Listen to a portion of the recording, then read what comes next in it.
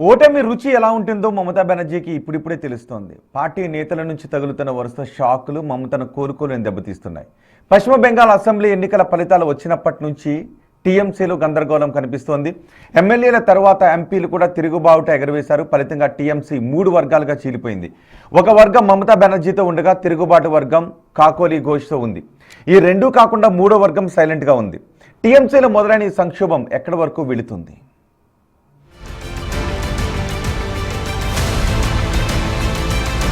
ముందు ఎమ్మెల్యేలు తిరుగుబాటు చేశారు. ఇప్పుడు ఎంపీలు అదే బాట ఎంచుకున్నారు. ఇంకొందరు ఎటు కాకుండా సైలెంట్ గా ఉన్నారు. పశ్చిమ బెంగాల్లో అధికారం కోల్పోయాక మమతా బెనర్జీ పార్టీ తృణమూల్ కాంగ్రెస్ పేక ముక్కల్లా కూలిపోతోంది. ఎమ్మెల్యేల్లో చీలిక తరువాత టీఎంసీ ఎంపీల్లోనూ చీలిక వచ్చింది. ఆ పార్టీకి చెందిన 28 మంది లోక్సభ ఎంపీల్లో 20 మంది ప్రత్యేక వర్గంగా ఏర్పడి ఎన్డీఏకు మద్దతివ్వాలని నిర్ణయించుకున్నట్లు తెలుస్తోంది. టీఎంసీ ఎంపీ కాకోలి ఘోష్ దస్తీదార్ తమను ప్రత్యేక గ్రూప్ గా గుర్తించాలని, తాము ఎన్డీఏ కూటమికి మద్దతిస్తున్నామని స్పీకర్ ఓం బిర్లాకు 20 మంది ఎంపీల సంతకాలతో లేఖ కూడా రాశారు. ఇప్పటికే 58 మంది ఎమ్మెల్యేల తిరుగుబాటుతో బెంగాల్ అసెంబ్లీలో టీఎంసీ శాసనసభ పక్షంపై నియంత్రణ కోల్పోయిన మమతా బెనర్జీకి ఇది పెద్ద దెబ్బ. టీఎంసీ సీనియర్ నేత సుఖేందు శేఖర్ రాయ్ కూడా తన రాజ్యసభ సభ్యత్వానికి రాజీనామా చేశారు. ఆయన బాటలోనే ఇంకొందరు తృణమూల్ రాజ్యసభ ఎంపీలు వెళ్లే అవకాశముందంటున్నారు. ఈ పరిణామాలన్నీ ఢిల్లీలో ఇండియా కూటమి సదస్సుకు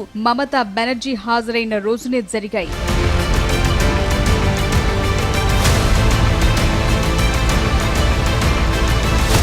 కాకోలి ఘోష్ నేతృత్వంలోని తిరుగుబాటు వర్గం తమకు 20 మంది ఎంపీల మద్దతుందని చెప్పుకుంటోంది. వీరిలో 14 మంది కేంద్ర మంత్రి భూపేంద్ర యాదవ్ నివాసంలో బెంగాల్ సీఎం సువేందు అధికారితో జరిగిన సమావేశానికి హాజరయ్యారు. అదే రోజు శతాబ్ది రాయ్ ఇంట్లోనూ సమావేశమయ్యారు. ఈ 2 మీటింగుల్లోనూ 14 మంది ఎంపీలు పాల్గొన్నారు. కాకోలి ఘోష్ తనతో లేని ఎంపీల పేర్లను కూడా చెప్పారు. లోక్సభలో టీఎంసీకి 28 మంది ఎంపీలున్నారు. వారిలో 20 మంది ఎంపీలు బయటకొస్తే రాజ్యాంగంలోని 10వ స్కెడ్యూల్లోని రూల్ ప్రకారం అనర్హత వేటు నుంచి తప్పించుకుంటారు. పైగా తామే అసలైన తృణమూల్ కాంగ్రెస్ అని స్పీకర్ కు లేఖ ఇచ్చి గుర్తింపు పొందే వీలు కూడా ఉంటుంది. టీఎంసీ నుంచి రాజ్యసభకు ప్రాతినిధ్యం వహిస్తున్న 12 మంది ఎంపీల్లో మెజారిటీ సభ్యులు పార్టీ నాయకత్వంపై అసంతృప్తితో ఉన్నారు. వాళ్లలో ఒక్కొక్కరితో రాజీనామా చేయించే దిశగా బీజేపీ పావులు కదుపుతున్నట్టు తెలుస్తోంది. ఇందులో భాగంగానే సుఖేందు శేఖర్ రాయ్ రాజీనామా చేయడం, వెంటనే ఆమోదించడం జరిగిపోయాయి. ఆ స్థానానికి జరిగే ఉప ఎన్నికలు ఆయన్ను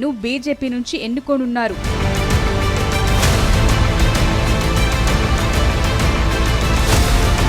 ప్రస్తుతం టీఎంసీ 2గా కాకుండా 3 వర్గాలుగా చీలిపోయినట్లు కనిపిస్తోంది. ఎంపీల్లో ఒక వర్గం కాకోలి ఘోష్ దస్తీదార్ వైపు ఉండగా మరో వర్గం ఎంపీలు మమతా బెనర్జీతో ఉన్నారు. 3వ వర్గం ఎటూ కాకుండా మౌనంగా ఉంది. వాళ్లు రెబల్ గ్రూప్ లోనూ మమతా బెనర్జీతోనూ ఉన్నట్లు కనిపించడం లేదు. వీరి నుంచి ఎలాంటి ప్రకటనలు రాకపోవడంతో వారి భవిష్యత్ రాజకీయ అడుగులపై రకరకాల ప్రచారాలు సాగుతున్నాయి. టీఎంసీలో చీలిక ఉన్న పార్టీ ఎంపీల్లోని ఓ వర్గం మమతా బెనర్జీకి మద్దతుగా నిలుస్తోంది.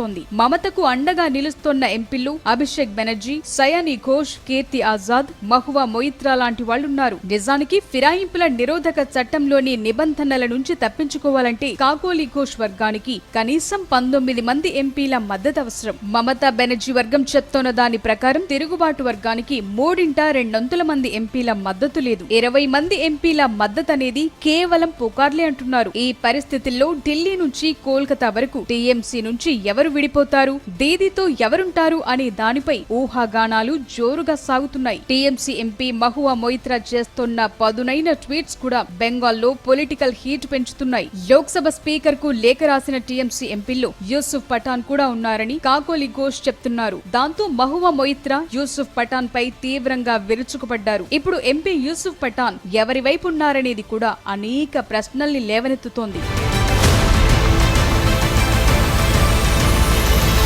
తృణమూల్ ఎంపీలను ఎన్డీఏ వైపు తిప్పే ఆపరేషన్లో ఆంధ్రప్రదేశ్ కు చెందిన బీజేపీ ఎంపీ సీఎం రమేష్ కీలకంగా వ్యవహరిస్తున్నారు. ఢిల్లీలో టీఎంసీ ఎంపీలతో సమావేశం ముగిశాక మిగతా ఎంపీలతో మీట్ అయ్యేందుకు ఆయన కోల్కతా వెళ్లినట్లు తెలుస్తోంది. చర్చలు కొలిక్కొచ్చాక అంతా ఒకేసారి బహిరంగ ప్రకటన చేసే అవకాశం ఉంది. అయితే ఎంపీ సీఎం రమేష్ ని టార్గెట్ చేస్తూ టీఎంసీ మహువా మొయిత్రా చేసిన ట్వీట్ హీట్ రేపుతోంది. సీఎం రమేష్ దల్లాగిరి చేస్తున్నారని విమర్శించారు. మొత్తానికి పశ్చిమ బెంగాల్ రాజకీయాల్లో అలజడైతే రేగింది. టీఎంసీ ఎమ్మెల్యేల చీలిక, ఎంపీల తిరుగుబాటు మమతా బెనర్జీ కంచుకోట గోడలను బద్దలు కొట్టేశాయి. దాంతో చివరికి దీదీతో మిగిలేదెవరనే దానిపై తీవ్ర ఉత్కంఠ నెలకొంది.